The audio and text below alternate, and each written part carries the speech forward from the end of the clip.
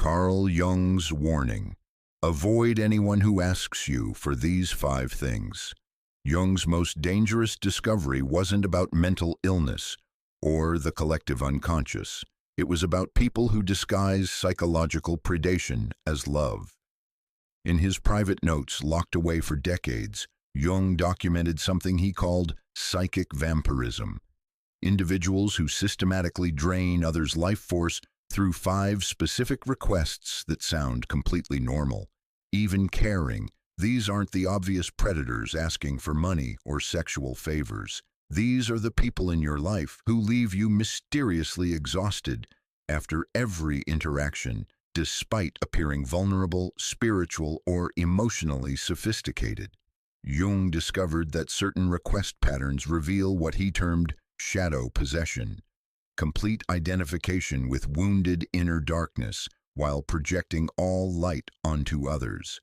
These individuals operate from what Jung called the bottomless void, inner emptiness so profound that no amount of external energy can fill it.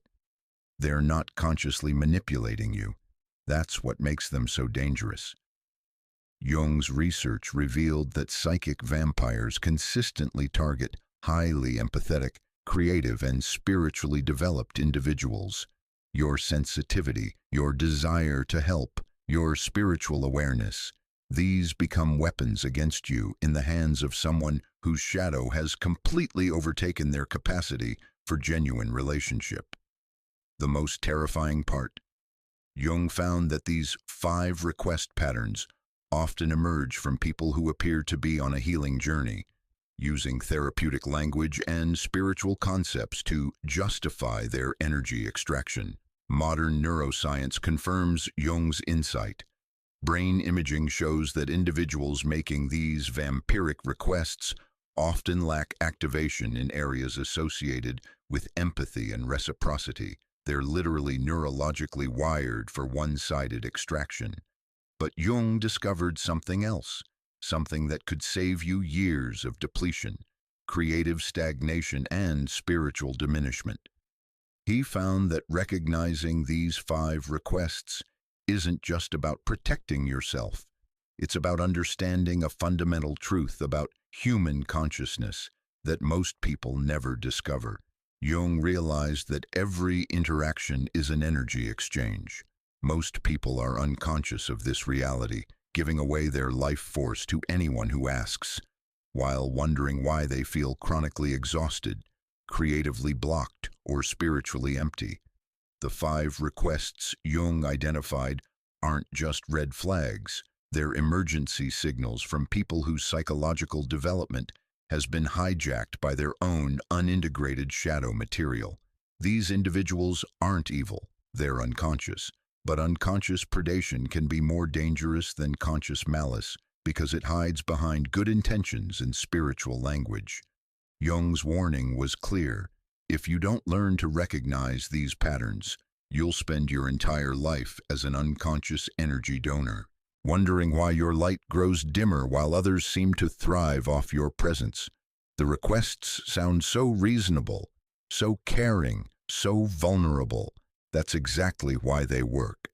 Jung called this projection vampirism, the unconscious process of feeding off others' energy while projecting one's own emptiness outward, making the target responsible for filling an unfillable void. If you've ever felt guilty for being tired after helping someone, if you've ever wondered why certain people's problems never seem to improve despite your endless support, if you've ever felt like you're giving more than you're receiving in your closest relationships, Jung's discovery about these 5 requests could change everything. But first, you need to understand what Jung meant by psychic vampirism and why even good people can become unconscious predators when their shadow material remains unintegrated. Jung identified what he called unconscious vampirism, a psychological condition where individuals systematically drain others' energy through specific request patterns while remaining completely unaware of their predatory impact. This isn't conscious manipulation, it's something far more insidious. These individuals operate from what Jung termed the bottomless void, inner emptiness so profound that no amount of external validation, attention, or emotional labor can fill it. They become psychological black holes, unconsciously seeking to extract life force from anyone willing to give it. The syndrome manifests through shadow possession. Jung observed that when people become completely identified with their wounded darkness, they lose access to their own inner light and begin unconsciously seeking it in others. They appear normal, even charming in casual interactions. They might be successful professionally, spiritually sophisticated, or emotionally articulate. This makes their vampiric requests particularly dangerous because they emerge from seemingly healthy, conscious people. Jung documented that psychic vampires consistently target specific types of individuals: highly empathetic people, creative individuals, spiritual seekers, natural healers, and anyone with what Jung called luminous energy signatures. If you're watching this video, you're likely one of these targets. The vampiric syndrome stems from what Jung called shadow inflation, complete identification with one's wounded darkness, while projecting all light and goodness onto others. This creates relationships based entirely on extraction rather than mutual exchange. Jung noted that vampiric individuals often have histories of childhood emotional labor, where they learned to survive by extracting attention and energy from caregivers through crisis, neediness, or sophisticated manipulation disguised as vulnerability. As adults, these patterns become unconscious. They genuinely don't realize they're depleting others because their requests sound so reasonable, so caring, so spiritually aware. But Jung discovered something crucial. The feeling signature these requests create in targets is unmistakable once you know what to look for. Vampiric requests create immediate energetic drain, even when they sound logical. You might feel suddenly tired, heavy, or filled with inexplicable dread. Your body knows before your mind does. Jung observed that vampiric requesters often exhibit what he called emotional amnesia. They forget the energy they've received from previous interactions and return with the same intensity of need, as if no support was ever provided. They also demonstrate crisis multiplication. Their problems mysteriously intensify whenever you have good news, creative breakthroughs, or positive life developments. Your light unconsciously triggers their shadow, creating urgent needs that redirect attention back to them. The most dangerous aspect of psychic vampirism is its disguise. These requests often sound caring, vulnerable, even spiritual to untrained consciousness. Jung warned that arguing with or trying to explain vampiric requests to the requester only feeds them more energy. They're operating from unconscious shadow material that's immune to rational discussion. The condition creates what Jung called helper's shadow in targets, unconscious resentment and exhaustion that contradicts your conscious desire to be supportive, leading to internal psychological conflict and guilt. Jung noted that prolonged exposure to vampiric requests can cause soul shrinkage, gradual loss of your own creativity, spiritual connection, and life force as your energy is consistently redirected toward filling others' bottomless voids. The syndrome affects entire family systems, friend groups, and even professional environments where vampiric requesters unconsciously train others to provide emotional labor, crisis management, and validation on demand. Jung's most disturbing discovery was what he called vampiric infection, how people who comply with vampiric requests for extended periods sometimes unconsciously adopt similar patterns themselves. As their own energy becomes so depleted, they begin seeking to replenish it through others. But Jung also discovered something hopeful.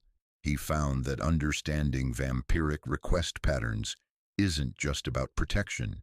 It's about conscious evolution, learning to differentiate between genuine human needs and psychological extraction disguised as vulnerability. This differentiation ability, Jung argued, is essential for anyone seeking to develop authentic relationships, maintain creative vitality, and preserve their spiritual connection to source energy. The 5 specific requests Jung identified follow predictable patterns that reveal the requester's unconscious shadow material, while creating measurable energy depletion in targets. Learning to recognize these patterns isn't about becoming selfish or unsupportive. It's about developing what Jung called energy sovereignty, complete responsibility for your own psychological and spiritual nourishment, coupled with wise boundaries against unconscious predation. In 1925, Jung treated a patient he codenamed Elizabeth, who had been systematically drained by her sister Greta over an entire decade through requests that appeared loving but functioned as energy extraction mechanisms. Elizabeth arrived at therapy in a state Jung had never encountered before. She was professionally successful, spiritually aware, and deeply caring, yet she appeared completely depleted, exhausted beyond measure, creatively blocked despite obvious talent, mysteriously empty despite having no apparent life stressors. "I don't understand what's wrong with me," Elizabeth told Jung during their first session. "I have everything I could want, yet I feel like I'm dying from the inside out." Through careful analysis, Jung discovered that Elizabeth's sister Greta had been making 5 specific types of requests that appeared loving and reasonable, but created systematic energy depletion. Request pattern 1. Greta would call Elizabeth multiple times per week, asking her to help process every emotional experience, breakups, workplace conflicts, family dynamics, spiritual insights, creative blocks, relationship anxieties. These weren't brief conversations. They were hours-long sessions where Elizabeth provided unpaid therapeutic labor, while Greta offered no reciprocal emotional support for Elizabeth's life. Jung noted that Greta positioned these requests as sisterly bonding and would become hurt or angry if Elizabeth suggested she work with a professional therapist instead. Request pattern 2. Greta consistently asked Elizabeth for reassurance about her appearance, relationship choices, life decisions, creative projects, and spiritual development. She needed Elizabeth's validation to feel worthy, stable, or confident about any aspect of her life. Jung observed that no amount of reassurance was ever sufficient. Greta would return within days or weeks with the same anxieties as if Elizabeth's previous support had never occurred. Request pattern 3. Greta asked Elizabeth to hold space for her various crises, which mysteriously multiplied whenever Elizabeth had good news, creative breakthroughs, or positive life developments. Elizabeth's promotion at work coincided with Greta's sudden relationship crisis.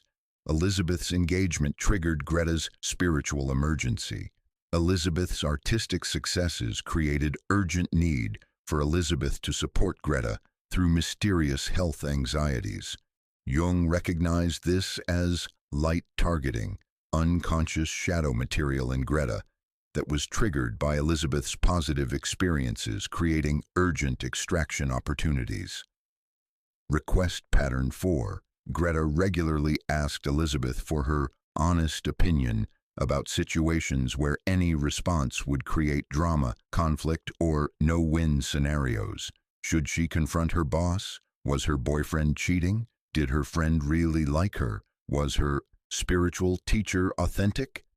Jung noted that Greta would then use Elizabeth's responses as ammunition for creating interpersonal conflicts while maintaining her own position as the innocent victim seeking guidance. Request pattern 5. When Elizabeth occasionally expressed exhaustion with these patterns, Greta would ask her to be patient with my healing process. using therapeutic language to justify continued extractive behavior while showing no genuine commitment to psychological work or growth. Jung observed that each request followed the same energetic signature, appearing reasonable and loving while creating systematic drain, dependency, and psychological confusion in Elizabeth. Through months of analysis, Elizabeth learned to track her energy responses to Greta's requests rather than focusing on their logical content. She discovered that every interaction with her sister left her feeling empty, frustrated, and somehow responsible for Greta's psychological well-being. Jung helped Elizabeth recognize that Greta's requests consistently violated principles of healthy energy exchange. They were one-sided, chronic, crisis-oriented, timing suspicious, and immune to resolution despite Elizabeth's extensive efforts. Most importantly, Jung helped Elizabeth understand that Greta's requests weren't actually about getting help.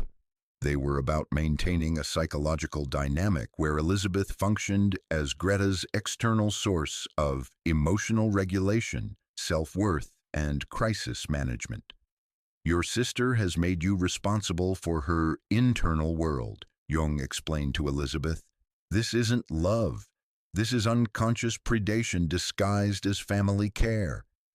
Elizabeth's transformation began when she started saying no to Greta's vampiric requests while offering appropriate alternatives, professional therapy for emotional processing, meditation groups for spiritual support, crisis hotlines for urgent emotional needs. Greta's response revealed the true nature of her requests. She became angry, manipulative, and threatening when Elizabeth stopped providing unlimited emotional labor. She accused Elizabeth of being selfish, unloving, and abandoning her during her time of need. Jung helped Elizabeth understand that Greta's escalation confirmed the vampiric nature of her previous requests. Someone genuinely seeking help would appreciate appropriate referrals to professional resources. Someone seeking energy extraction becomes hostile when their supply source implements boundaries. Over time, Elizabeth's energy returned. Her creativity flourished. Her spiritual connection deepened. Her professional life expanded. She attracted healthier relationships based on mutual care rather than one-sided extraction. Greta, meanwhile, was forced to develop her own internal emotional regulation skills or find new targets for her vampiric requests. Without Elizabeth's unlimited availability, Greta eventually sought professional therapy and began genuine psychological work. Jung noted that Elizabeth's boundary setting actually served Greta's highest good by ending the codependent dynamic that prevented Greta from developing her own psychological resources. The case became foundational to Jung's understanding of vampiric request patterns and the importance of energy sovereignty in maintaining psychological and spiritual health. Elizabeth later became one of Jung's most successful examples of someone who transformed from unconscious compliance with vampiric patterns to conscious mastery of energy exchange in relationships. Contemporary psychology validates Jung's observations about vampiric request patterns through extensive research that he could never have imagined, yet predicted with uncanny accuracy. Studies on emotional labor reveal how certain individuals consistently extract unpaid psychological work from others through requests disguised as normal relationship needs.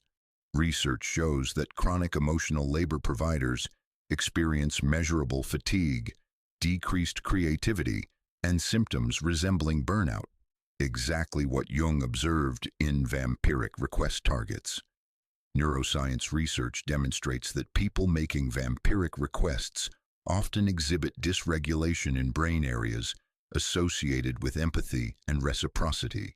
Brain imaging studies show decreased activation in regions responsible for perspective taking, emotional regulation, and social reciprocity. These individuals aren't consciously choosing to be extractive. Their brains are literally wired for one-sided consumption of others' emotional resources. Research on covert narcissism validates Jung's insights about vampiric request patterns. Covert narcissists make demands that sound vulnerable and caring, but serve to extract attention, validation, and emotional labor from targets while offering minimal reciprocal support. Studies reveal that covert narcissists are particularly skilled at identifying empathetic individuals and creating relationships based on what researchers call emotional supply extraction, essentially what Jung termed vampiric requesting. Research on energy depletion in relationships confirms Jung's insight that certain interaction patterns create measurable fatigue, creativity blocks, and emotional exhaustion in targets. Studies show that people involved in one-sided emotional labor relationships exhibit stress hormones similar to those found in trauma survivors. Attachment theory research explains how vampiric requesters often developed their patterns in childhood through what researchers call parentification, being forced to manage adults' emotional needs rather than receiving appropriate care themselves. These early experiences create what attachment researchers term anxious avoidant patterns that manifest as chronic need for external validation combined with inability to provide genuine emotional reciprocity. Studies on trauma bonding demonstrate how vampiric requesters create addictive cycles of crisis and resolution that keep targets trapped in extractive relationships. The intermittent reinforcement schedule of crisis, extraction, temporary relief, and renewed crisis creates neurological addiction patterns in targets. Research on psychological boundaries reveals that people who struggle to say no to vampiric requests often have histories of childhood emotional labor, caretaking roles, and what researchers call emotional neglect, having their own needs consistently ignored while being expected to meet others' emotional needs. Brain imaging studies show that chronic compliance with vampiric requests creates changes in neural pathways associated with self-advocacy, personal boundaries, and emotional recognition, making it increasingly difficult for targets to identify their own needs versus others' demands. Studies on compassion fatigue in helping professionals validate Jung's observations about how certain types of giving deplete rather than fulfill. Research shows that one-sided emotional giving without reciprocity creates burnout patterns even in people whose profession involves helping others. Research on spiritual bypassing demonstrates how therapeutic and spiritual language can be weaponized to justify extractive behavior while appearing psychologically sophisticated. Studies show that individuals who use spiritual terminology to avoid responsibility for their impact on others often exhibit narcissistic traits disguised as spiritual awareness. Neuroscience research on empathy reveals that highly empathetic individuals, Jung's preferred vampiric targets, often have hyperactive mirror neuron systems that make them unconsciously absorb others' emotional states, creating vulnerability to energy extraction through seemingly caring requests. Studies on emotional contagion show how vampiric requesters unconsciously transmit their dysregulated emotional states to empathetic targets, creating shared emotional experiences that feel like genuine connection but actually represent one-sided energy transfer. Research on family systems validates Jung's insights about how vampiric request patterns affect entire relationship networks. Studies show that families with one vampiric requester often develop roles where other members unconsciously specialize in providing different types of extraction services: the therapist, the validator, the crisis manager, the caretaker. Contemporary research on resilience reveals that people who maintain energy sovereignty, Jung's solution to vampiric requesting, demonstrate higher levels of creativity, life satisfaction, and spiritual connection compared to those trapped in chronic giving patterns. Studies on reciprocity in relationships confirm Jung's insight that healthy connections require balanced energy exchange. Research shows that relationships with chronic imbalance in emotional labor, support, and attention create measurable stress responses in the overgiving partner. Modern research on manipulation and psychological abuse validates Jung's observation that vampiric requests often escalate when targets attempt to implement boundaries. Studies show that extractive individuals typically respond to boundary setting with guilt manipulation, crisis escalation, and threats of abandonment. Research on what psychologists call altruistic narcissism explains how some individuals use helping, spiritual language, and therapeutic concepts to maintain relationships based on energy extraction while maintaining self-images as caring, evolved, or spiritually aware people. These findings confirm Jung's insight that vampiric requesting represents unconscious shadow material, psychological patterns that operate outside conscious awareness while creating systematic harm to others. Most importantly, contemporary research validates Jung's solution, developing conscious awareness of energy exchange patterns, maintaining sovereignty over personal psychological resources, and learning to differentiate between genuine needs for support and disguised demands for energy extraction.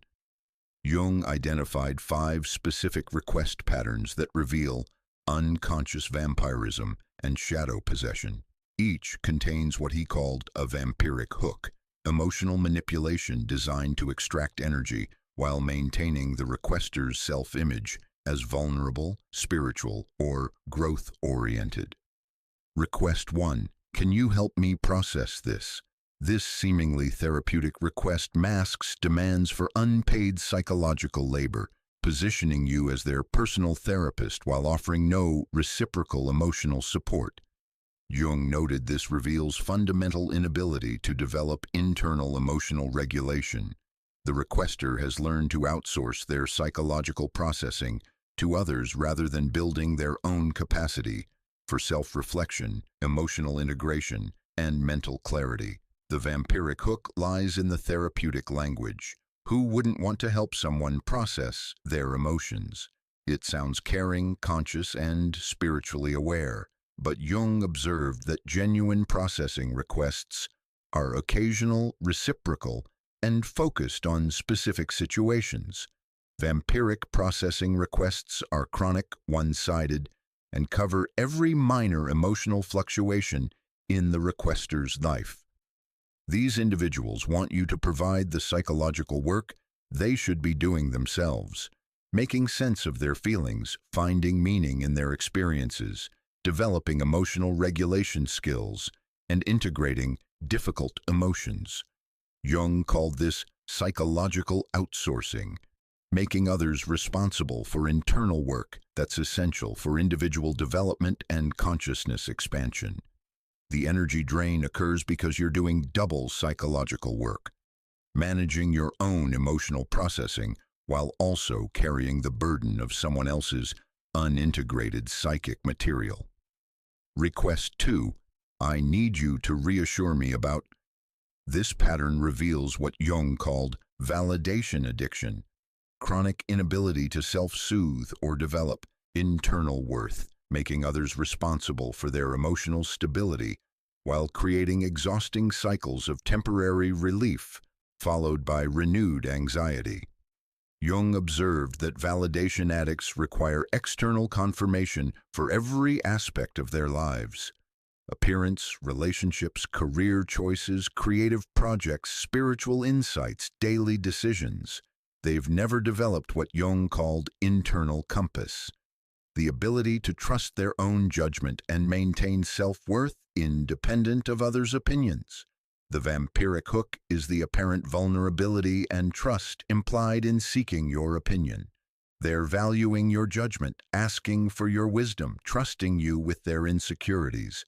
But Jung noted that vampiric reassurance requests are bottomless. No amount of validation creates lasting security because the requester hasn't developed internal validation capacity. You provide reassurance, they feel temporarily better, then return within days or weeks with identical anxieties as if your previous support never occurred.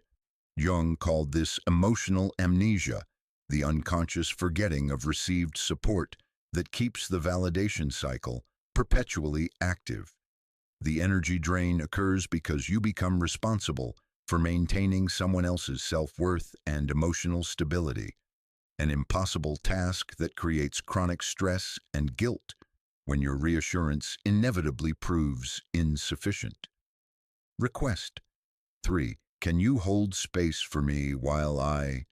Jung identified this as spiritual vampirism, using therapeutic language to justify dumping emotional content onto others without boundaries, reciprocity, or genuine healing intention. This request often arrives with suspicious timing, coinciding with your positive experiences, creative breakthroughs, or important personal moments.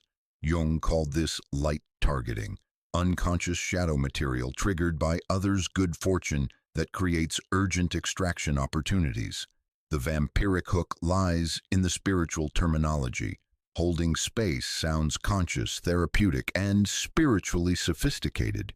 Who wouldn't want to support someone's healing process? But Jung observed that vampiric space-holding requests violate every principle of genuine healing work. They lack boundaries, reciprocity, professional structure, and genuine commitment to growth. These individuals want you to absorb their emotional content without any framework for processing, integrating, or learning from the material. You become their emotional dumping ground disguised as spiritual support. Jung noted that genuine requests for space holding are rare, structured, reciprocal, and focused on specific healing work with clear outcomes. Vampiric space-holding requests are chronic, boundaryless, and mysteriously timed to interrupt your positive experiences. The energy drain occurs because you're absorbing someone else's unprocessed psychic material without any container for transformation, leaving you contaminated with their emotional chaos while they experience temporary relief. Request 4. I need your honest opinion about... This request reveals projection and conflict creation, asking for input on situations where any response creates drama, trapping you in no-win scenarios while they remain blameless observers of the chaos they've orchestrated. Jung observed that these requests typically involve interpersonal situations where the requester has already decided their course of action, but wants you to validate their choice or take responsibility for the consequences. Should they confront their boss? Is their partner cheating? Should they end a friendship? Is their family member manipulating them? The vampiric hook is the apparent trust and value placed on your judgment. They're seeking your wisdom, respecting your insight, trusting you with important decisions. But Jung noted that vampiric opinion requests are designed to create lose-lose scenarios. If you agree with their preferred action and it goes badly, you're responsible for the poor advice. If you disagree with their preferred action, you become the obstacle to their authentic self-expression. Jung called this responsibility projection, making others accountable for decisions while maintaining the appearance of seeking guidance. The energy drain occurs because you become entangled in their interpersonal dramas without any actual power to influence outcomes, while bearing psychological responsibility for consequences beyond your control. Request 5. Please be patient with my healing process. Jung called this therapeutic manipulation, using psychological or spiritual language to justify extractive behavior, poor boundaries, and lack of genuine growth, while demanding indefinite tolerance for their impact on others.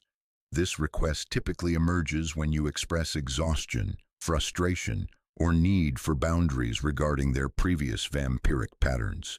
Instead of taking responsibility for their impact, they reframe their extractive behavior as healing work, that requires your patience and understanding. The vampiric hook lies in the spiritual sophistication. They're doing healing work. They're self-aware about their patterns. They're committed to growth. Who wouldn't want to support someone's conscious development? But Jung observed that genuine healing work includes taking responsibility for one's impact on others and implementing boundaries to prevent continued harm while doing internal work.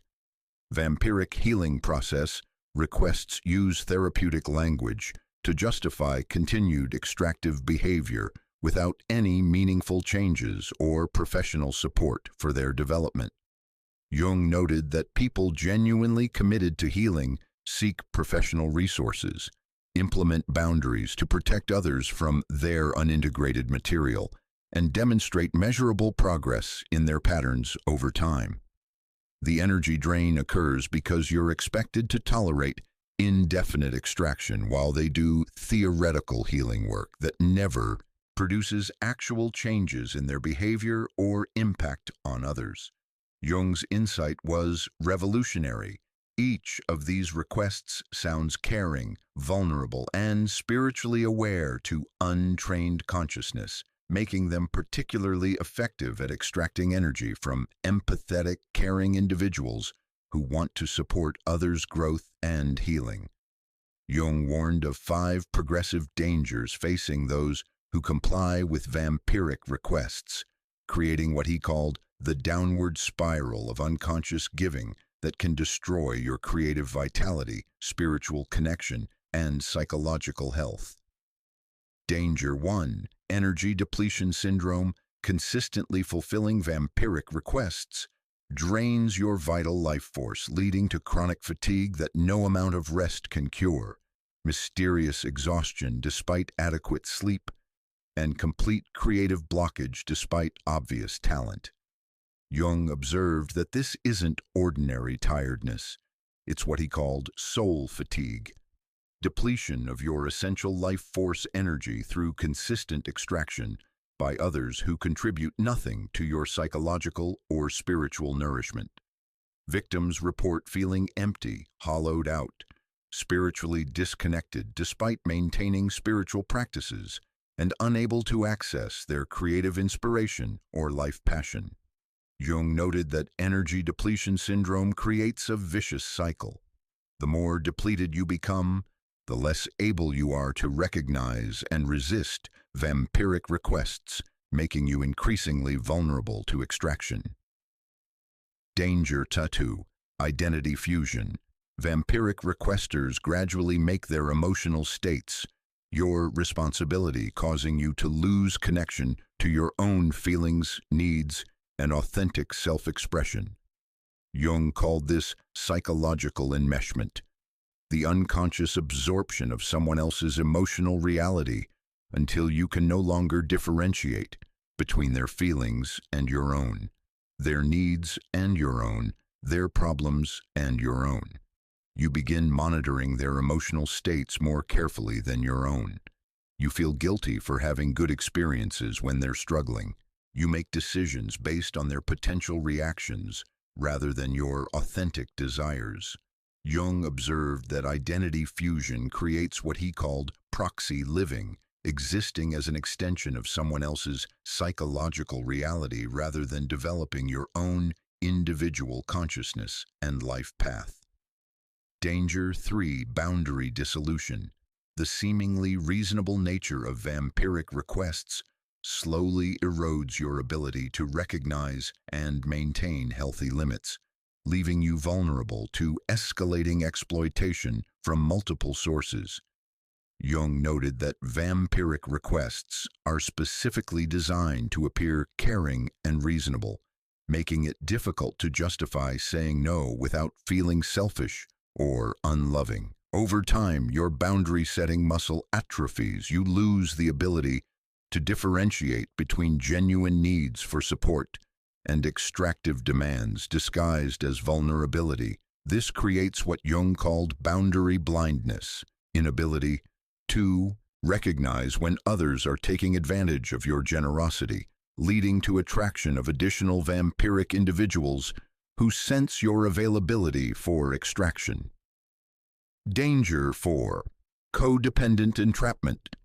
Your natural empathy becomes weaponized against you as vampiric requesters create addictive cycles of crisis and temporary relief that make leaving feel impossible. Jung observed that vampiric requesters unconsciously create what modern psychology calls trauma bonding, intermittent reinforcement schedules of crisis, extraction, temporary improvement, and renewed crisis that create neurological addiction in targets. You become addicted to the brief moments when they seem better, the temporary gratitude they express, the fleeting sense that your help is actually making a difference. Jung called this savior addiction, unconscious need to be needed that keeps you trapped in relationships where your help never creates lasting change, but provides enough intermittent reinforcement to maintain the cycle. Danger 5. Spiritual diminishment. Prolonged exposure to vampiric requests can cause what Jung called soul shrinkage, gradual loss of your own light, creativity, and connection to the divine as your energy is consistently redirected toward filling others' voids. Jung observed that spiritual diminishment occurs when your sacred life force energy is chronically diverted away from your own growth, creativity, and spiritual development toward maintaining someone else's psychological stability. You lose access to inspiration, intuition, creative flow, and spiritual connection. Your inner light grows dimmer while others around you seem to thrive off your presence. Jung warned that spiritual diminishment can take years or decades to recognize because it happens gradually, like a slow leak that eventually empties the container. The most insidious danger Jung identified was what he called vampiric infection, gradually adopting similar extractive patterns as your own energy becomes so depleted that you unconsciously seek to replenish it through others. Jung noted that people who comply with vampiric requests for extended periods often develop what he called helper's shadow, unconscious resentment and exhaustion that contradicts their conscious desire to be supportive, creating internal psychological conflict and guilt. This helper's shadow can manifest as chronic irritability with loved ones, sudden exhaustion around people's needs, guilt about wanting to be alone, or mysterious resentment toward people you're trying to help. Jung observed that the combination of these 5 dangers creates what he called the compassion trap, using your own caring nature against you until you're providing unlimited emotional labor, crisis management, and psychological support while receiving minimal reciprocal care. The ultimate danger is what Jung termed life force theft, allowing others to consume your essential vitality until you lose connection to your own purpose, passion, and spiritual path. Jung's warning was clear. Compliance with vampiric requests doesn't actually help the requesters develop their own psychological resources. Instead, it enables their unconscious predation while systematically destroying your own capacity for creativity, joy, and spiritual connection. But Jung also discovered that recognizing these dangers was the first step toward what he called energy sovereignty, reclaiming complete responsibility for your psychological and spiritual nourishment while maintaining genuine compassion for human suffering. Jung's solution involves developing what he called psychic vampire immunity, the ability to recognize and neutralize energy extraction attempts while maintaining genuine compassion for human suffering. This isn't about becoming cold, selfish, or unsupportive. It's about developing conscious discernment between genuine needs for support and psychological extraction disguised as vulnerability. Jung emphasized that true healing cannot occur through energy extraction. Vampiric requesters must develop their own internal resources rather than depleting others, and your compliance with their extractive patterns actually prevents their psychological development. The 4 stages of psychic vampire immunity. Stage 1. Recognition learning to identify the feeling signature of vampiric requests rather than focusing on their reasonable-sounding content. Jung taught that your body knows before your mind does. Vampiric requests create immediate physical and energetic responses. Sudden fatigue, heaviness, dread, or obligation that feel disproportionate to the logical content of the request. Train yourself to notice these somatic signals. When someone makes a request that creates unexplained exhaustion or dread, that's your unconscious alerting you to energy extraction disguised as normal relationship needs. Jung called this developing energetic literacy, the ability to read the true energetic signature of interactions rather than being deceived by surface appearances or therapeutic language. Stage 2. Differentiation, distinguishing between genuine needs for support and vampiric demands disguised as vulnerability or spiritual growth.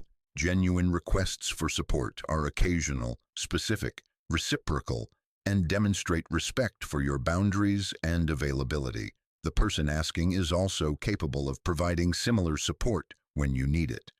Vampiric requests are chronic, vague, one-sided, and escalate pressure when you attempt to set boundaries. The requester shows little interest in reciprocal support and becomes hostile when directed toward appropriate professional resources. Jung developed what he called the reciprocity test. Genuine relationships involve balanced exchange of support, attention, and emotional labor over time. Vampiric relationships consistently extract more than they contribute. Stage 3. Protection. Responding to vampiric requests with what Jung called compassionate boundaries rather than automatic compliance or harsh rejection. This involves acknowledging the person's struggle while declining to provide the specific type of support they're requesting.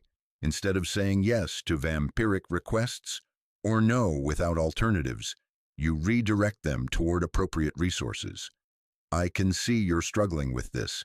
Have you considered working with a therapist who specializes in processing these kinds of experiences? It sounds like you need professional support for this level of anxiety. I care about you and want you to get the expert help this deserves. I'm not available for crisis support right now, but the crisis hotline has trained professionals available 24/7. Jung called this loving redirection, caring about someone's healing while refusing to sacrifice your vitality for their psychological convenience. Stage 4. Redirection, guiding vampiric requesters toward appropriate resources rather than positioning yourself as their primary source of healing, validation, or emotional regulation.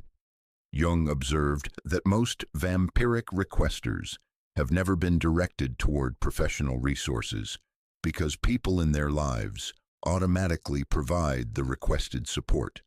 By consistently redirecting them to appropriate professional help, you serve their highest good while protecting your own energy.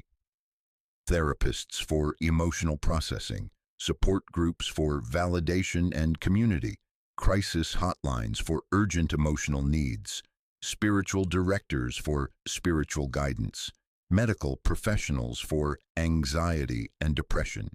Jung noted that people genuinely committed to healing appreciate appropriate referrals, while those seeking energy extraction become hostile when their supply source implements boundaries.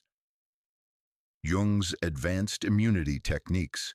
The energy audit regularly assess your relationships using Jung's reciprocity principle. Are you consistently giving more emotional labor, support, and attention than you receive? Healthy relationships involve balanced exchange over time. The timing tracker. Notice when vampiric requests arrive. Do they coincide with your positive experiences, creative breakthroughs, or important personal moments? Jung called this light targeting, unconscious extraction triggered by others' good fortune. The professional boundary test.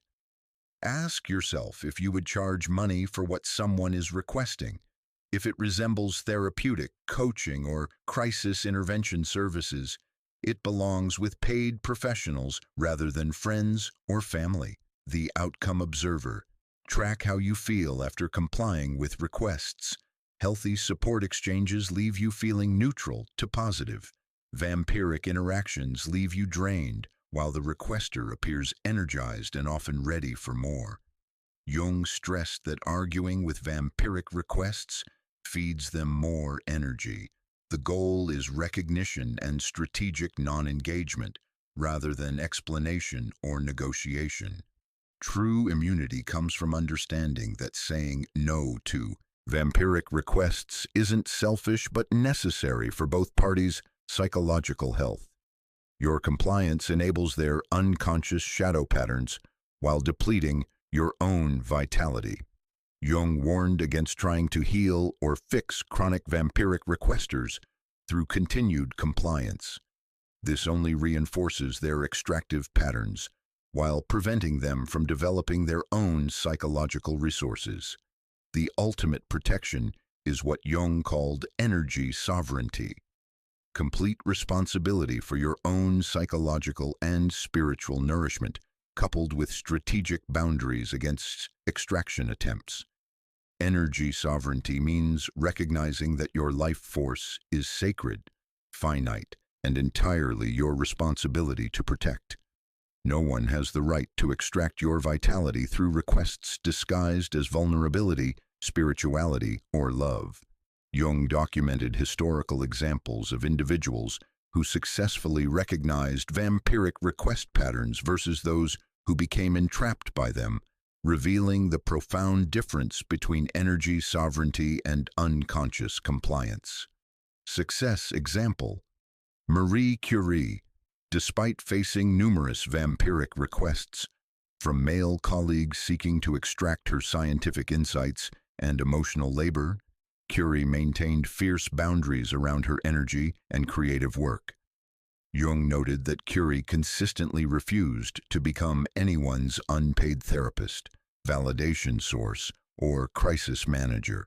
When colleagues made requests that would drain her research focus, she redirected them to appropriate resources while maintaining professional relationships. Male scientists regularly asked Curie to help them process their insecurities about her achievements, seeking reassurance about their own worth in comparison to her groundbreaking work. She declined these requests, understanding intuitively that her role was scientific discovery, not managing others' egos. Curie also refused requests to hold space for colleagues' emotional reactions to her success, recognizing that their discomfort with her achievements was their psychological work to do, not hers to manage. Jung observed that Curie's energy sovereignty allowed her to make discoveries that changed human understanding of the physical world. Had she complied with the vampiric requests surrounding her, her creative energy would have been dissipated into managing others' psychological needs rather than advancing scientific knowledge. Failure example: Vincent van Gogh. Jung's analysis of Van Gogh revealed how chronic compliance with vampiric requests contributed to his psychological deterioration and periods of creative blockage. Van Gogh's relationship with his brother Theo involved consistent vampiric request patterns. While Theo provided financial support, he extracted enormous emotional labor from Vincent through requests for constant processing of his own anxieties, relationship problems, and career concerns. Vincent's letters reveal him spending enormous energy reassuring Theo about business decisions, validating his choices, and providing crisis support for Theo's various personal struggles, all while Vincent himself was battling poverty, isolation, and creative challenges. Jung noted that Vincent's relationships with fellow artists followed similar patterns. He consistently attracted individuals who sought to extract his emotional energy, artistic insights, and crisis management services, while offering minimal reciprocal support. Paul Gauguin's time with Van Gogh exemplified vampiric requesting. Gauguin consistently asked Vincent to hold space for his artistic frustrations, provide validation for his creative choices, and process his emotional reactions to their shared living situation, all while showing little interest in Vincent's psychological or creative needs. Jung observed that Van Gogh's famous ear-cutting incident occurred during a period of intense vampiric extraction from multiple sources, suggesting that his psychological breakdown was partly connected to chronic energy depletion through unconscious compliance with others' extractive demands. Success example: Georgia O'Keeffe.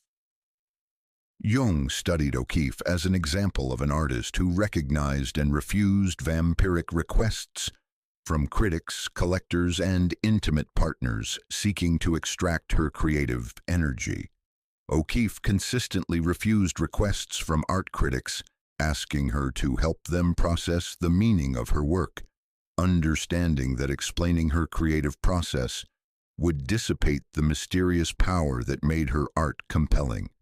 When collectors and gallery owners made vampiric requests for endless reassurance about art market decisions, pricing strategies, or exhibition choices, O'Keeffe redirected them to art dealers and business managers rather than providing free consultation services. Jung noted that O'Keeffe's romantic relationship with Alfred Stieglitz initially involved vampiric request patterns, with Stieglitz asking her to process his anxieties about aging, validate his artistic choices, and manage his emotional reactions to her growing success. O'Keeffe's transformation occurred when she learned to refuse these requests while maintaining love for Stieglitz as a person. She stopped being his unpaid therapist and emotional regulator, which initially created conflict but ultimately strengthened their relationship by forcing Stieglitz to develop his own psychological resources. Failure example: Sylvia Plath. Jung's posthumous analysis revealed how Plath consistently complied with vampiric requests from her mother, husband, and literary community, gradually depleting her vital force while trying to meet everyone else's emotional and creative needs. Plath's relationship with her mother involved chronic vampiric request patterns. Her mother consistently asked Sylvia to process her anxieties about widowhood, provide reassurance about parenting decisions, and hold space for her emotional reactions to Sylvia's struggles with depression and marriage.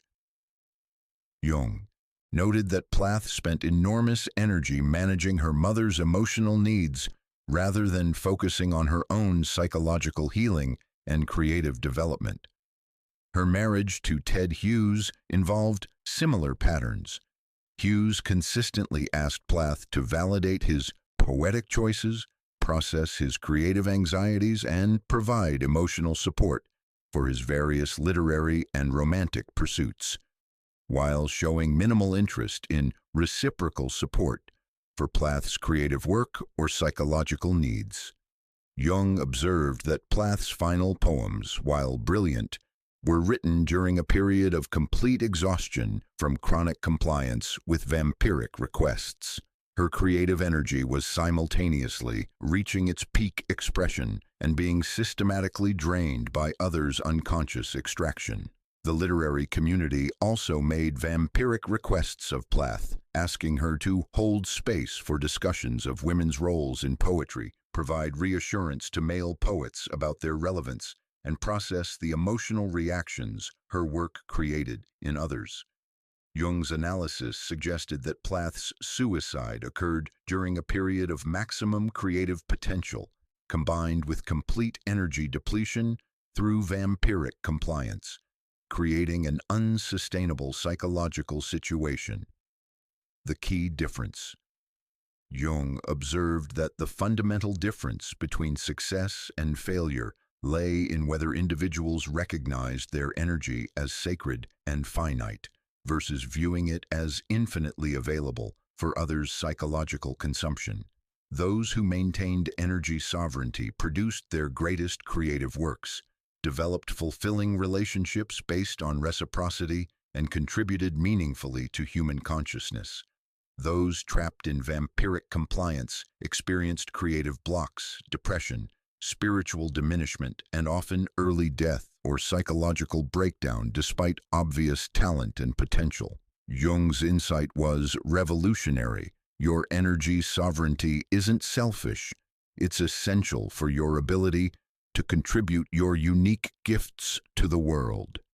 Jung courageously examined his own tendency to make vampiric requests, particularly during his psychological breakdown period, 1913-1917, and in his relationships with patients, colleagues, and family members.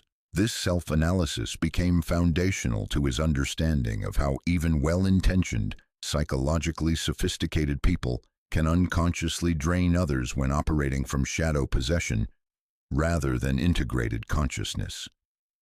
Jung's vampiric requests to Emma.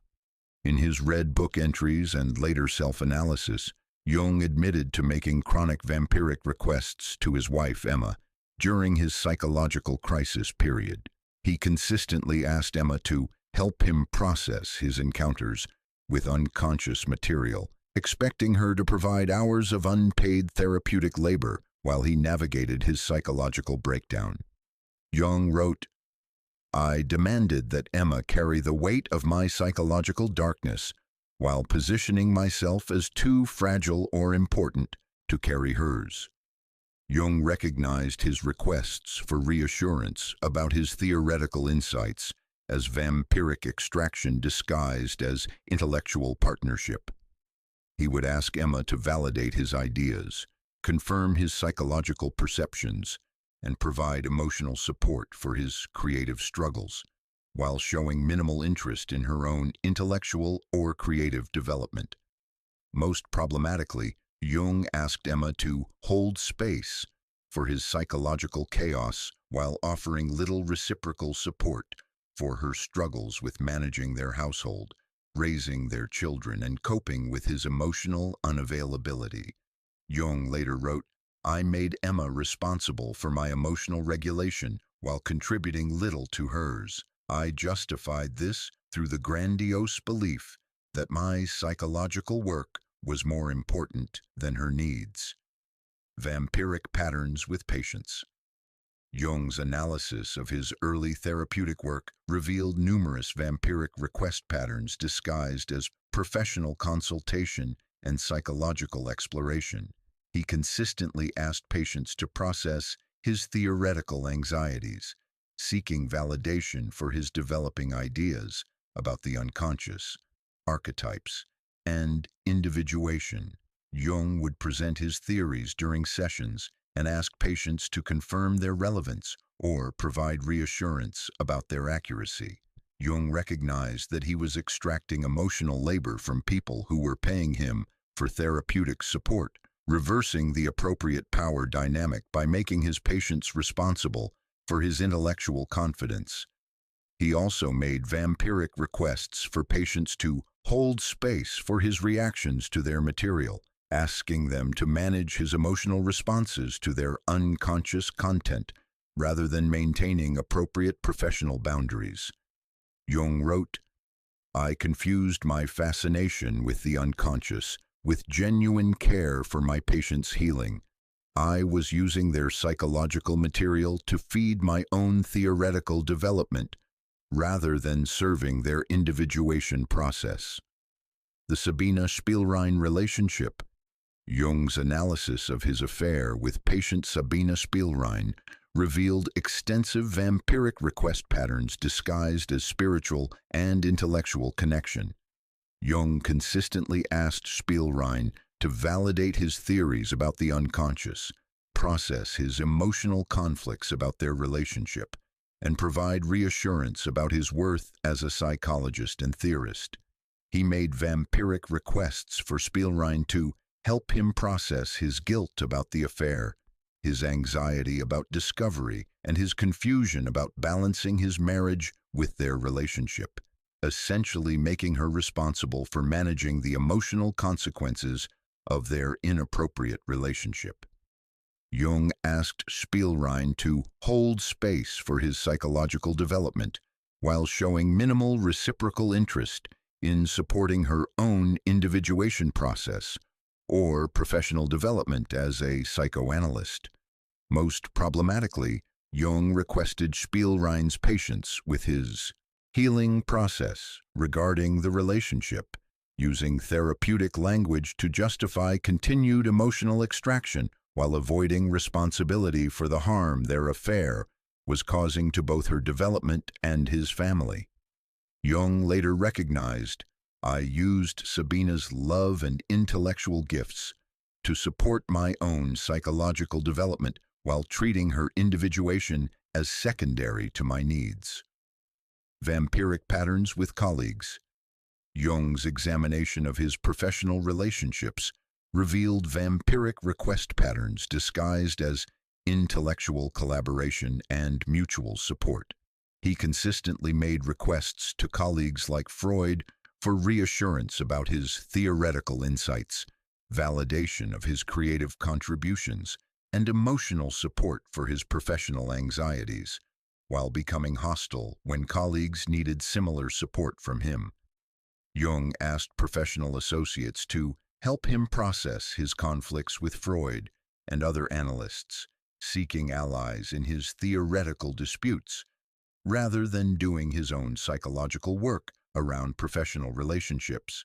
He made vampiric requests for colleagues to hold space for his reactions to criticism, professional rejection, and theoretical challenges, positioning himself as too sensitive or too important to manage these normal professional experiences independently.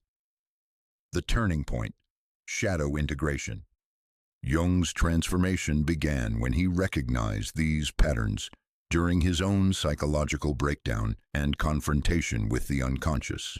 He wrote, "I realized that my vampiric requests emerged from what I called intellectual grandiosity, believing my psychological work entitled me to others' unlimited energy and attention." Jung began taking responsibility for his own emotional processing rather than outsourcing it to Emma, patients, and colleagues. He sought his own therapeutic support, developed spiritual practices for emotional regulation, and learned to differentiate between legitimate needs for support and psychological extraction. The shift involved what Jung called radical humility, recognizing that his psychological insights didn't excuse his extractive behavior or make his needs more important than others' well-being. Jung started responding to his own impulses for vampiric requesting with self-inquiry. Am I asking this person to do psychological work that's my responsibility? Am I seeking validation that I should be providing for myself? Am I making my emotional regulation someone else's job? The integration benefits. Jung's confrontation with his own vampiric patterns revolutionized his understanding of projection, shadow possession, and the difference between genuine need and psychological extraction. His later relationships showed marked improvement as he learned to recognize when his requests crossed from legitimate needs into energy extraction. Emma reported feeling significantly less burdened by Jung's emotional needs as he developed his own capacity for psychological self-care. Jung's therapeutic work became more genuinely focused on patients' needs rather than his own theoretical validation. His professional relationships became more reciprocal as he learned to offer the same quality of support he sought from colleagues. Most importantly, Jung's personal struggle with vampiric requesting patterns informed his revolutionary insights about shadow work, individuation, and the difference between unconscious projection and conscious relationship. Jung wrote, "My own vampiric patterns taught me that psychological sophistication doesn't prevent unconscious extraction. It only makes the extraction more subtle and harder to recognize." His later teaching emphasized that recognizing one's own capacity for vampiric requesting was essential for anyone seeking to develop authentic relationships and avoid unconscious harm to others. Jung's courageous self-examination revealed that vampiric requesting patterns represent universal shadow material that can emerge in anyone when psychological needs are not consciously addressed through appropriate channels. The key insight from Jung's personal work: even brilliant, caring, spiritually sophisticated people can unconsciously drain others when operating from unintegrated shadow material, rather than conscious awareness of their impact on others' energy and well-being. Jung developed specific techniques for recognizing and responding to vampiric request patterns based on his clinical work, personal experience, and understanding of unconscious shadow dynamics. Tool 1. The Energy Body Scanner. Notice your immediate physical and energetic responses to requests, rather than focusing on their logical content or emotional appeal.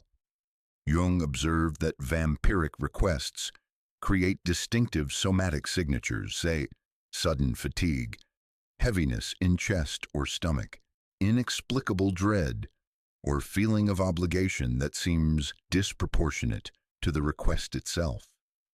Practice pausing when someone makes any request and scanning your body for these responses. Your unconscious recognizes energy extraction before your conscious mind processes the request's reasonable appearance. Jung called this somatic wisdom, trusting your body's immediate response over your mind's analysis of whether the request sounds caring or legitimate. Train yourself to notice the difference between requests that create neutral or positive energy responses versus those that immediately drain your vitality. Tool 2. The Reciprocity Audit Track.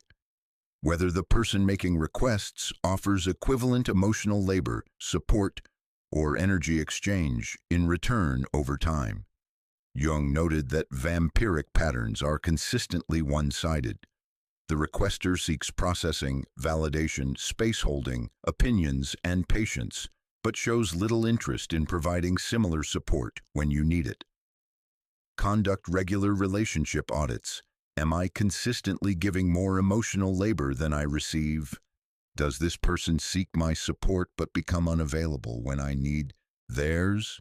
Do they remember the support I've provided or repeatedly return with identical needs? Jung emphasized that healthy relationships involve balanced energy exchange over time, though not necessarily equal in every interaction. Vampiric relationships consistently extract more than they contribute, creating chronic imbalance that depletes your resources while reinforcing the requester's dependency. Tool 3. The Timing Tracker. Notice when vampiric requests arrive and whether they coincide with your positive experiences, creative breakthroughs, or important personal moments. Jung observed that vampiric requesters unconsciously seek to redirect attention back to themselves when your light becomes too bright or your success triggers their shadow material. Track the timing of crisis calls, urgent processing needs, and requests for emotional support. Do they mysteriously intensify around your birthdays, promotions, creative achievements, romantic developments, or spiritual breakthroughs? Jung called this light targeting, unconscious extraction triggered by others' positive experiences that create urgent needs for attention and energy transfer. Healthy people celebrate your successes and respect the timing of their requests for support. Vampiric requesters experience your joy as triggering material that creates immediate needs for extraction. Tool 4. The Boundary Pressure Test. Observe how requesters respond to gentle boundaries, delays, or suggestions for alternative support sources.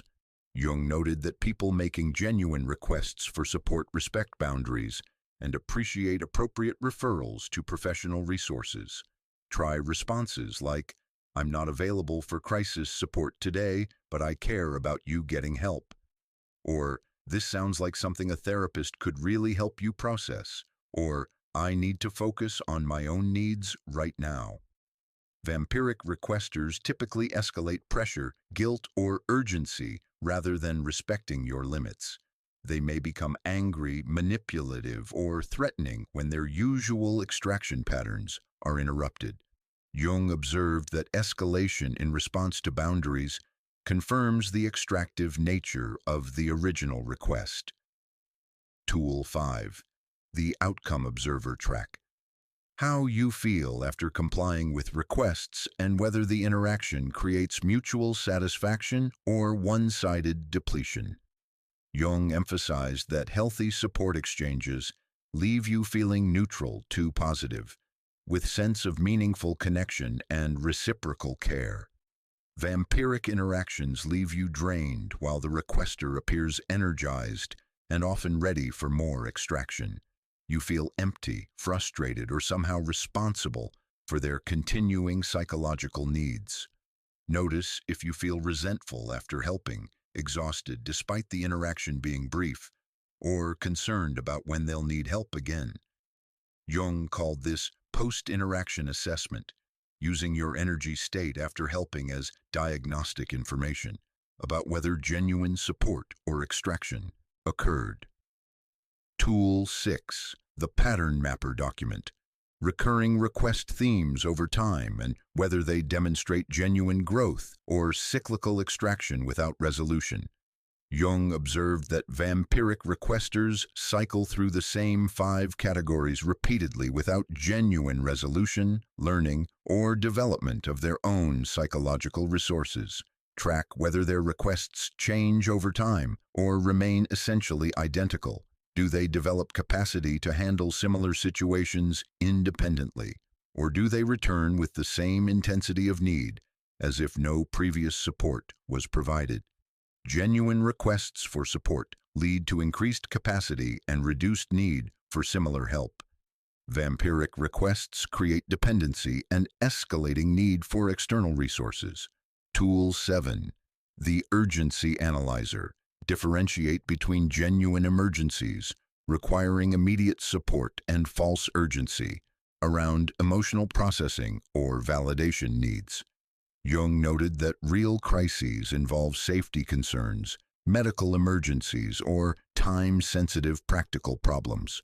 Vampiric crises involve emotional content that could be processed with appropriate professional support, rather than immediate friend or family intervention. Ask yourself, is this genuinely urgent or does it feel urgent because of their emotional intensity? Would this situation be appropriately handled by emergency services, medical professionals, or scheduled therapy sessions? Vampiric requesters create false urgency around emotional content to bypass your natural boundaries and create immediate access to your energy and attention. Tool 8. The Professional Boundary Test. Ask yourself whether you would charge money for what they're requesting and whether it resembles professional therapeutic, coaching, or crisis intervention services. Jung observed that many vampiric requests involve services that people pay professionals to provide: emotional processing, validation, crisis management, decision-making support, and space holding for difficult feelings. If someone is asking for services that therapists, coaches, or counselors provide professionally, the request likely belongs with appropriate professionals rather than friends or family members. Jung emphasized that maintaining professional boundaries in personal relationships protects both parties from inappropriate roles and energy extraction disguised as personal support. These tools work synergistically. The more you practice recognizing vampiric request patterns, the more quickly your unconscious will alert you to extraction attempts regardless of how they're disguised or justified. Jung's ultimate guidance: trust your energetic responses over logical justifications, your sovereignty over others' neediness, and your discernment over manipulation disguised as vulnerability. Jung mapped 5 developmental stages in escaping vampiric request entrapment and achieving energy sovereignty, calling it the liberation transformation arc that leads from unconscious compliance to conscious mastery of energy exchange. Stage 1. Unconscious compliance. You automatically fulfill vampiric requests without recognizing their extractive nature, viewing yourself as naturally helpful while mysteriously experiencing chronic fatigue, creative blocks, and inexplicable resentment. Jung observed that people in this stage often identify as naturally giving, empathetic, or supportive, without realizing they're unconsciously enabling psychological extraction through automatic compliance with unreasonable demands. You say yes to processing requests, validation needs, space-holding demands, opinion-seeking, and patience requests without considering whether these are appropriate boundaries or energy exchanges. The stage is characterized by what Jung called helper's identity, defining yourself through your capacity to meet others' needs while remaining unconscious of your own energy depletion and unmet needs. You experience chronic exhaustion, mysterious resentment, creative stagnation, and spiritual emptiness, but don't connect these symptoms to your relationship patterns or automatic compliance with others' extractive requests. Jung noted that stage 1 can last decades because the vampiric requests sound so reasonable and caring that questioning them feels selfish or unloving. Stage 2. Uncomfortable recognition. You begin noticing that certain people's requests consistently drain your energy, though you can't yet identify why helping them feels so depleting compared to supporting others. Jung called this the awakening discomfort. Your unconscious starts alerting you to energy extraction through physical and emotional responses you can't yet consciously understand. You notice feeling tired after specific interactions, dreading certain people's calls, or feeling guilty for not wanting to help particular individuals despite their apparent neediness. This stage involves what Jung termed somatic rebellion. Your body and energy system begin protesting against vampiric extraction even though your mind hasn't yet recognized the patterns. You might find yourself making excuses to avoid certain people, feeling irritated by their requests despite their reasonable presentation, or experiencing inexplicable anxiety when they contact you. Jung observed that stage 2 creates internal conflict because your conscious desire to be helpful contradicts your unconscious recognition of energy extraction. The discomfort serves as your psyche's attempt to alert you to unhealthy relationship dynamics before you can consciously understand vampiric request patterns. Stage 3. The boundary awakening. Suddenly recognizing vampiric request patterns triggers intense guilt and fear as you realize you've been enabling psychological extraction while neglecting your own needs and energy sovereignty. Jung called this the shocking recognition, the moment when vampiric patterns become visible and you realize how much of your life energy has been systematically extracted through seemingly caring requests. This stage often feels overwhelming because you suddenly see multiple relationships through the lens of energy extraction versus genuine mutual care and support. You experience what Jung termed retroactive clarity, understanding how past interactions that left you drained were actually vampiric extraction disguised as normal relationship needs. The guilt emerges from recognizing how much you've enabled others' unconscious predation, while the fear arises from realizing how much boundary setting will be required to reclaim your energy sovereignty. Jung noted that stage 3 often triggers the most resistance from vampiric requesters, who sense the change in your availability for extraction and may escalate their demands, create crises, or use guilt manipulation to restore previous patterns. This stage requires what Jung called courageous seeing, maintaining clarity about vampiric patterns despite others' attempts to gaslight you back into unconscious compliance. Stage 4, strategic disengagement, learning to say no to vampiric requests while maintaining compassion for human suffering, developing what Jung called loving boundaries that protect your energy without punishing others for their wounds. Jung emphasized that strategic disengagement isn't about becoming cold or unsupportive, but about developing conscious discernment between genuine needs for support and psychological extraction disguised as vulnerability. You learn to respond to vampiric requests with appropriate alternatives. This sounds like something a therapist could really help you process, or I'm not available for crisis support. But the crisis hotline has trained professionals available 24/7. This stage involves developing what Jung called compassionate redirection, caring about others' healing while refusing to sacrifice your vitality for their psychological convenience. You practice saying no to processing requests, validation demands, space-holding asks, opinion-seeking, and patience requests, while offering appropriate professional resources instead.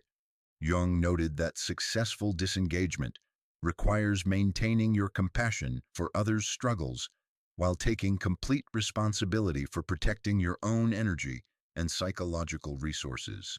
Stage 5. Energy mastery, achieving complete sovereignty over your psychological and spiritual energy, able to offer genuine support when appropriate, while automatically deflecting extraction attempts regardless of how they're disguised. Jung called this energy sovereignty, the ability to immediately recognize extraction attempts and respond from conscious choice rather than automatic compliance or guilty obligation. You develop what Jung termed energetic discernment, instantly knowing the difference between genuine requests for support and vampiric demands disguised as vulnerability or spiritual growth. Energy mastery involves maintaining an open heart toward human suffering while having absolute boundaries against psychological predation and unconscious extraction. You become immune to guilt manipulation, crisis creation, and therapeutic language used to justify extractive behavior. Your energy responses guide your decisions rather than others' emotional intensity or apparent neediness. Jung observed that people who achieve energy mastery often become powerful teachers for others trapped in vampiric dynamics, modeling how to maintain loving hearts while refusing to sacrifice personal vitality. The mastery stage includes what Jung called protective generosity, the capacity to offer genuine support when appropriate, while maintaining complete immunity to psychological extraction attempts. Jung's insight was profound. Energy mastery isn't selfish but essential for anyone seeking to serve others authentically, rather than enabling unconscious predation disguised as spiritual, emotional, or relationship needs. Energy sovereignty allows you to contribute your unique gifts to the world, rather than dissipating your vitality through unconscious compliance with others' extractive shadow patterns. Jung identified specific pitfalls that arise during liberation from vampiric request patterns, warning that even recognizing these patterns can create new forms of unconscious behavior that sabotage genuine freedom and healthy relationships. The guilt trap. Feeling selfish for recognizing vampiric requests, allowing manipulative guilt to override your energy sovereignty and return you to extractive compliance patterns. Jung observed that people beginning to recognize vampiric patterns often experience intense guilt for abandoning others in their time of need, not yet understanding the difference between genuine support and enabling unconscious predation. The guilt trap operates through internal dialogue. Maybe I'm being selfish. What if they really need help? Perhaps I'm seeing problems that don't exist, or good people are supposed to help others. Jung called this compassion confusion, mistaking unconscious compliance with extractive demands for genuine caring, not recognizing that enabling vampiric patterns prevents others from developing their own psychological resources. Vampiric requesters unconsciously exploit this guilt through escalating their apparent neediness, creating crises, or using emotional manipulation when their usual extraction patterns are interrupted. Jung emphasized that genuine compassion sometimes requires saying no to others' extractive requests to serve their highest good and psychological development. The savior complex. Believing you can heal vampiric requesters through better boundaries or teaching them healthier patterns, keeping you engaged with their extraction systems under the guise of helping them grow. Jung noted that people recognizing vampiric patterns often attempt to fix the requesters by explaining healthy boundaries, teaching them about energy exchange, or gradually training them toward reciprocal relationship patterns. This approach maintains the fundamental dynamic where you remain responsible for their psychological development, while they continue extracting your energy through learning conversations about boundaries and healthy relationships. Jung called this educational enabling, using teaching and boundary setting as new forms of emotional labor that serve the same extractive function as previous compliance patterns. The savior complex emerges from unconscious grandiosity, believing you can heal others' shadow material through your superior understanding of psychological dynamics rather than allowing them to seek appropriate professional support. Jung warned that vampiric requesters often enthusiastically engage in discussions about healthy boundaries while continuing their extractive behavior, using conversations about change as new extraction opportunities. The overcompensation swing, becoming so vigilant against vampiric requests that you refuse all genuine needs for support, isolating yourself from healthy interdependence and mutual care. Jung observed that people newly recognizing vampiric patterns sometimes swing toward extreme self-protection, viewing all requests for support as potentially extractive and refusing legitimate needs for mutual aid and reciprocal care. Overcompensation creates what Jung called defensive isolation, protecting yourself from extraction by avoiding all emotional vulnerability and interdependence, which prevents formation of genuine supportive relationships. This pattern emerges from trauma responses to previous vampiric exploitation, creating hypervigilance that can't differentiate between healthy mutual support and psychological extraction. Jung emphasized that the goal isn't eliminating all giving, but developing conscious discernment between genuine reciprocal relationships and one-sided extraction dynamics. The analysis paralysis, getting stuck in endless evaluation of whether requests are vampiric or legitimate, creating mental exhaustion that serves the same depleting function as compliance. Jung noted that some people become obsessed with analyzing every request, interaction, and relationship through the vampiric pattern lens, spending enormous mental energy on evaluation rather than trusting their energetic responses. Analysis paralysis keeps you focused on others' behavior and motivations rather than developing your own capacity for immediate energetic discernment and boundary setting. Jung called this intellectual bypassing, using mental analysis to avoid the simpler process of trusting your body's immediate responses to extractive versus supportive energy. The pattern creates its own form of depletion through chronic mental hypervigilance and endless internal debate about others' intentions, rather than focusing on your own energy sovereignty. The martyr identity.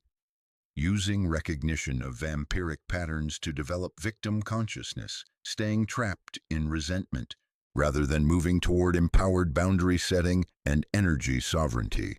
Jung observed that some people become identified with being victims of vampiric behavior, using their new understanding to justify chronic resentment, blame, and emotional fixation on others' extractive patterns. Martyr identity keeps you psychologically engaged with vampiric requesters through resentment and victimization, rather than achieving genuine freedom through energy sovereignty and strategic disengagement. Jung called this sophisticated victimhood, using psychological understanding to maintain victim consciousness rather than moving toward empowered personal responsibility for energy protection. The martyr identity often involves telling others about vampiric patterns as a form of drama creation and attention-seeking, rather than quietly implementing boundaries and focusing on your own liberation. The projection problem: seeing vampiric requests in healthy relationships due to trauma-induced hypervigilance, sabotaging genuine connections with people capable of reciprocal energy exchange. Jung warned that people traumatized by vampiric relationships sometimes project extractive motivations onto healthy individuals who are capable of mutual care and reciprocal support. Projection problems create what Jung called boundary paranoia, assuming all requests for support are potentially vampiric rather than learning to differentiate between healthy mutual aid and psychological extraction. This pattern prevents formation of genuine supportive relationships because hypervigilance makes it impossible to receive care or engage in normal reciprocal relationship dynamics. Jung emphasized the importance of healing from vampiric trauma while maintaining openness to healthy interdependence and mutual support. The education illusion, attempting to teach vampiric requesters about energy exchange and boundaries, not recognizing that their unconscious shadow patterns are immune to intellectual understanding. Jung observed that people often attempt to reform vampiric requesters through education about healthy relationships, energy sovereignty, and psychological boundaries. The education illusion maintains engagement with extractive individuals while providing new content for energy extraction through teaching conversations, boundary discussions, and relationship analysis. Jung noted that genuine vampiric requesters operate from unconscious shadow material that can't be changed through intellectual understanding or conscious discussion about healthier patterns. Jung's warning was clear. The most dangerous pitfall is what he called boundary bargaining, negotiating with vampiric requesters about how much extraction you'll tolerate, rather than maintaining complete energy sovereignty through strategic non-engagement. True liberation requires moving beyond all forms of engagement with vampiric patterns toward complete focus on your own energy sovereignty and conscious choice about where to invest your life force energy. Jung's case files include several examples of individuals who successfully escaped vampiric request entrapment and achieved energy sovereignty, demonstrating that complete liberation is possible with conscious commitment to protecting your life force energy. Case study: Alexander, the liberated musician. Alexander arrived at Jung's practice as a talented composer whose creative output had mysteriously declined despite having no apparent external obstacles to his artistic work. Through analysis, Jung discovered that Alexander's large extended family consistently made vampiric requests that positioned him as their primary source of emotional processing, crisis management, and validation. Family members would call Alexander multiple times per week, asking him to help process their relationship problems, workplace conflicts, parenting anxieties, and spiritual crises. These weren't brief conversations, but hours-long sessions where Alexander provided unpaid therapeutic labor while receiving no reciprocal emotional support for his own life challenges. His relatives consistently requested reassurance about their life choices, artistic projects, career decisions, and relationship dynamics, making Alexander responsible for their emotional stability and self-worth, while showing no interest in his creative work or personal needs.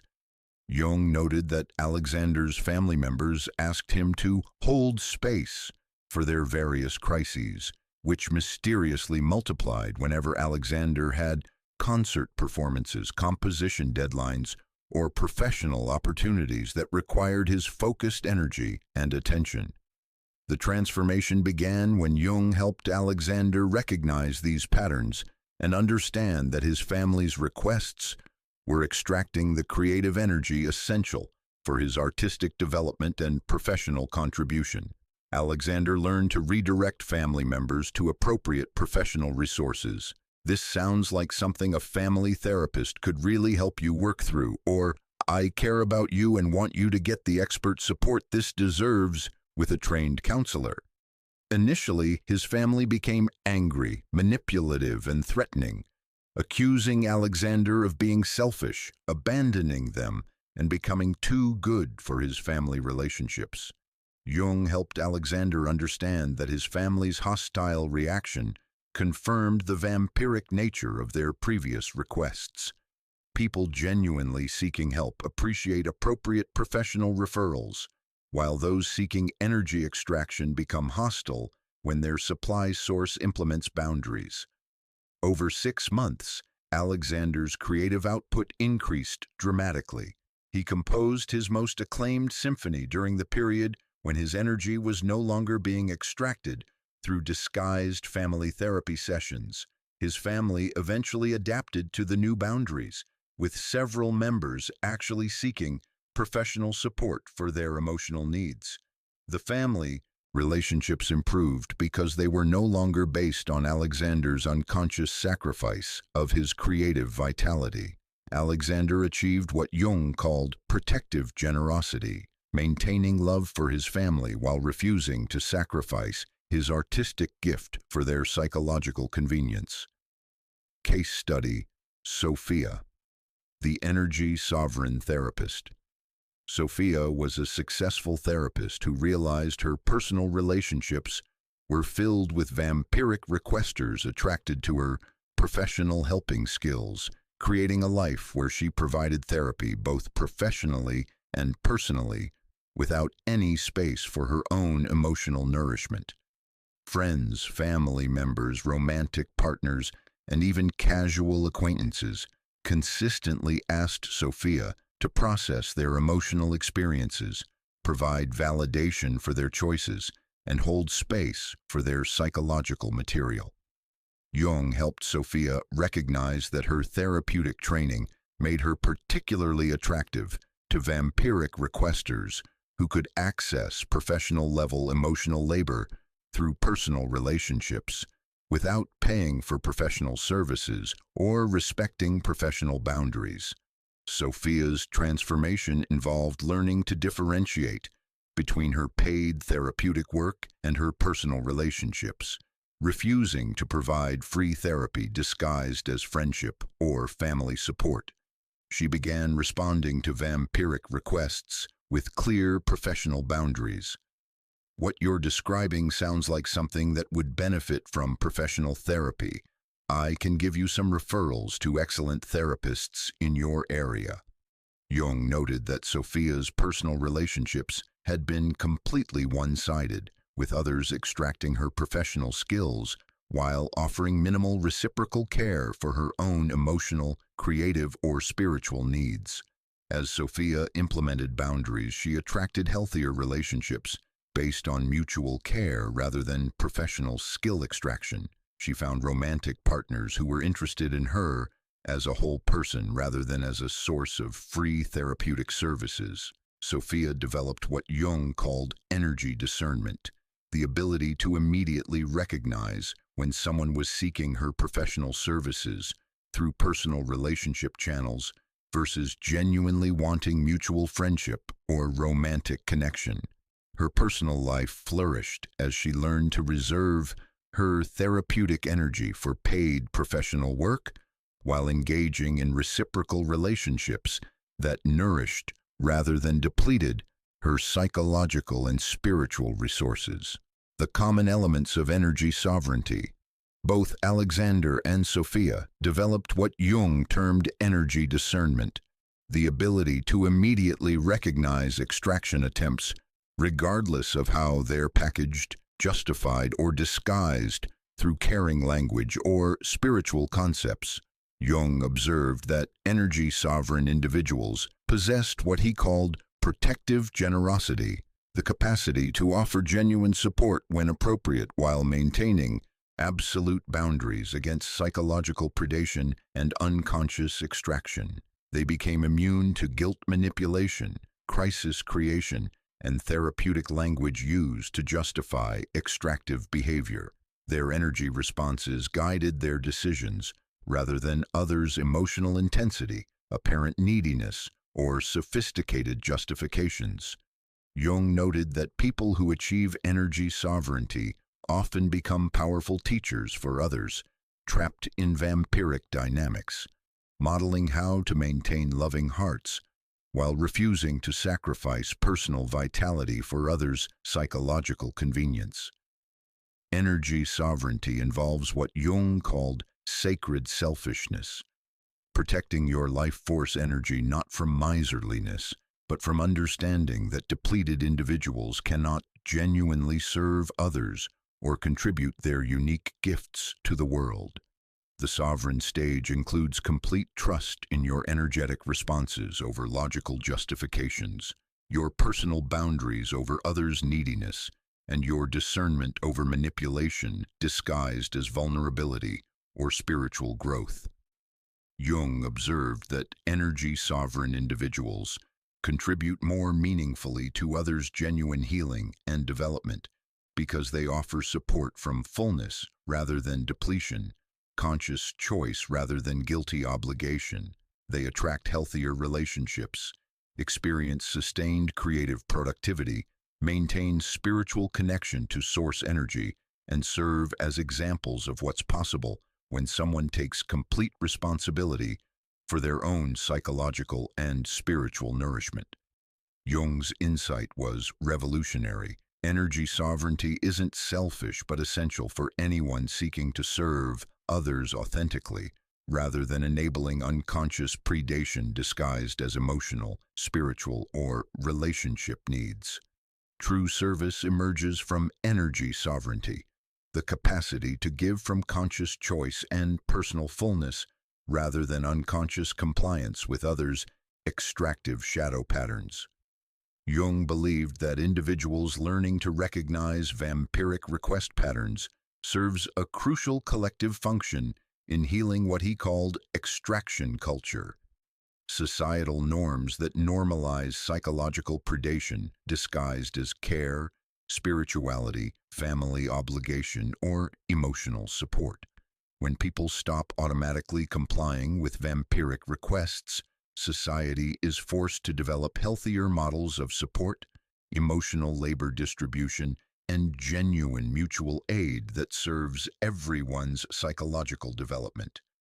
Jung argued that vampiric request patterns represent humanity's unconscious approach to healing, seeking external sources of energy, validation, and emotional regulation rather than developing internal psychological resources and spiritual connection. This creates what Jung called the extraction economy, social systems based on some people providing unlimited emotional labor, while others consume psychological services without reciprocal contribution or personal development. The collective shadow of extraction culture. Jung observed that extraction culture emerges from collective shadow material, unconscious beliefs that some people's energy and psychological resources exist primarily to serve others' needs, rather than their own development and creative contribution. These beliefs manifest through cultural messages about good people being endlessly available for others' emotional needs, family members owing unlimited support regardless of personal cost, and spiritual individuals being obligated to absorb others' psychological content. Jung noted that extraction culture particularly targets empathetic, creative, and spiritually sensitive individuals, systematically depleting society's most intuitive and innovative resources through cultural pressure to provide unlimited emotional labor. Women, highly sensitive people, artistic individuals, and spiritual seekers become unconscious donors in extraction culture, giving away their life force through cultural conditioning that frames energy sovereignty as selfish or unspiritual. Individual healing as collective medicine. Jung emphasized that every person who stops complying with vampiric requests contributes to collective consciousness evolution by making it harder for unconscious extractors to find willing targets. When you implement energy sovereignty, vampiric requesters are forced to either develop their own psychological resources or seek appropriate professional support rather than extracting energy from personal relationships. This creates what Jung called healing pressure, social dynamics that encourage genuine psychological development rather than energy extraction disguised as emotional support or spiritual growth. Jung observed that individuals who achieve energy sovereignty become agents of collective healing, modeling how genuine support differs from extraction while refusing to enable others' shadow-possessed behavior. They demonstrate that maintaining loving hearts while protecting personal energy creates healthier relationships, more authentic spiritual development, and greater creative contribution to collective human evolution. Transforming support systems. Jung envisioned collective healing occurring when society recognizes the difference between legitimate needs for mutual support and disguised demands for psychological labor, validation extraction, and emotional regulation services. Healthy support systems involve reciprocal energy exchange, appropriate professional resources for complex psychological needs, and respect for individual boundaries and energy sovereignty. Jung noted that extraction culture creates dependency and psychological stagnation because people learn to outsource their emotional regulation, self-worth, and internal development rather than building these capacities themselves. When vampiric request patterns are no longer culturally enabled through automatic compliance, people are encouraged to develop genuine psychological resources, seek appropriate professional support, and engage in reciprocal relationships based on mutual care rather than one-sided extraction. The spiritual evolution imperative. Jung saw individual energy sovereignty as essential for humanity's spiritual evolution, moving from extraction-based relationships toward genuine mutual care, creative collaboration, and collective consciousness development. He argued that vampiric request patterns represent primitive psychological functioning, where people seek external sources of light, energy, and spiritual connection, rather than developing their own relationship with divine source energy. When individuals maintain energy sovereignty while offering genuine support from personal fullness, they model evolved spiritual functioning that serves collective consciousness expansion rather than perpetuating unconscious predation cycles. Jung believed that people who refuse to participate in extraction culture contribute to what he called the Great Awakening. Collective recognition of energy sovereignty as essential for both individual development and species evolution. Creating conscious community. Jung envisioned communities of energy-sovereign individuals who support each other's creative development, spiritual growth, and psychological healing through conscious choice rather than cultural obligation or guilt-based compliance. These communities would be characterized by clear boundaries, reciprocal support, appropriate professional resources for complex needs, and celebration of individual creative contribution rather than extraction of personal energy for collective consumption. Jung noted that conscious communities naturally discourage vampiric request patterns because energy-sovereign individuals quickly recognize and refuse to enable unconscious extraction disguised as community support or spiritual sharing. the sacred selfishness revolution. Jung called the collective healing movement sacred selfishness, protecting individual energy not from miserliness, but from understanding that depleted people cannot genuinely serve others or contribute to collective evolution. Sacred selfishness recognizes that your life force energy is a precious resource meant to fuel your unique creative contribution to human consciousness rather than being dissipated through unconscious compliance with others' extractive demands.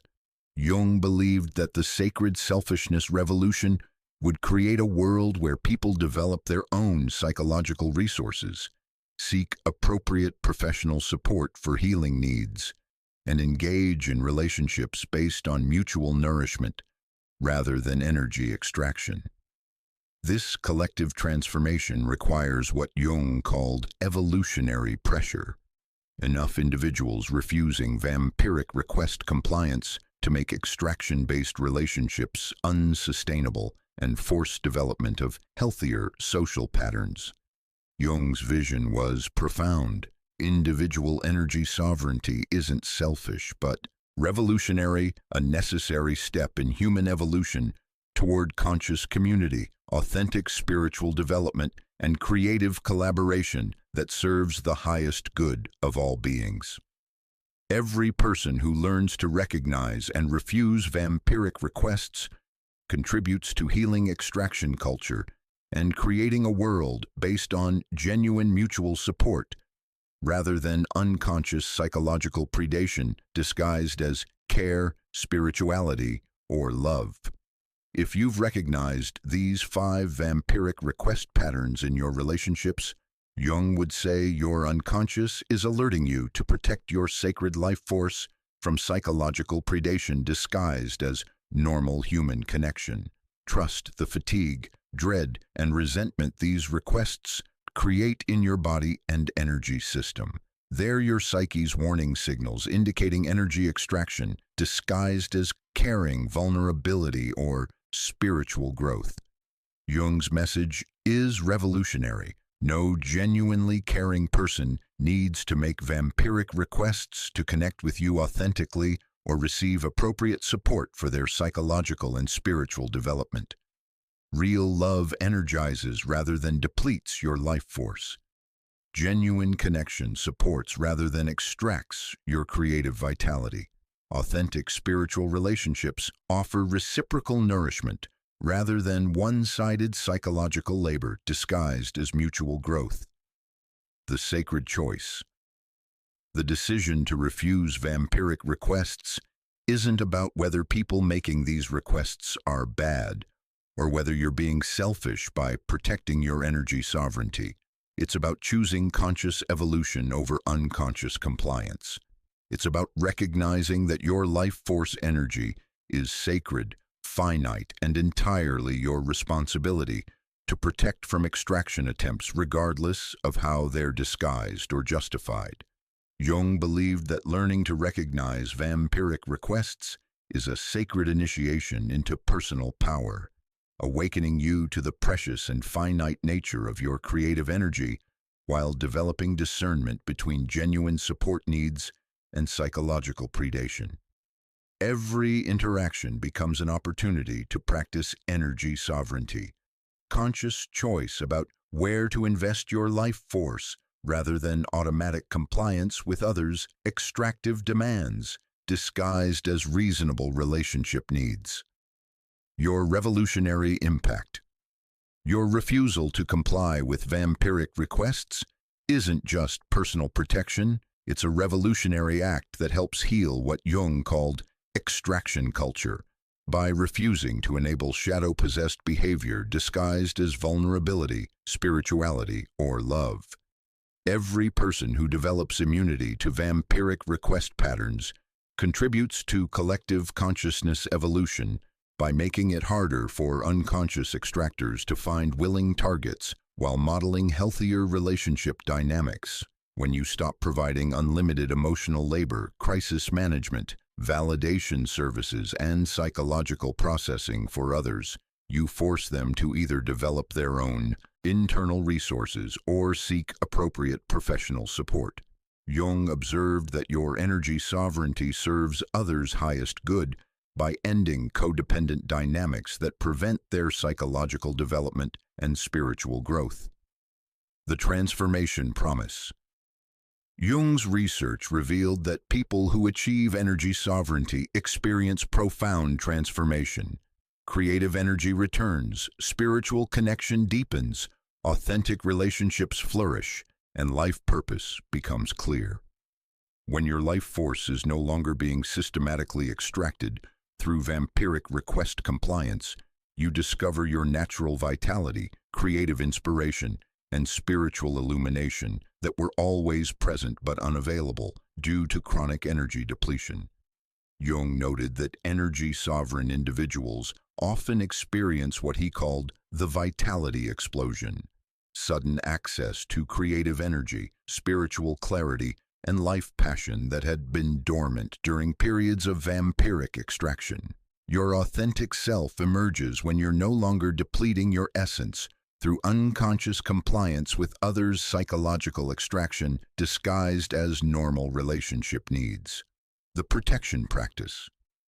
Jung's final guidance centers on developing what he called energetic literacy, the ability to immediately recognize extraction attempts through your body's response rather than being deceived by reasonable-sounding requests or therapeutic language. Trust your energetic responses over logical justifications. Trust your sovereignty over others' neediness. Trust your discernment over manipulation disguised as vulnerability or spiritual growth. When someone makes any request, pause and scan your body for the immediate response. Vampiric requests create fatigue, heaviness, dread, or obligation that feels disproportionate to the logical content of their words.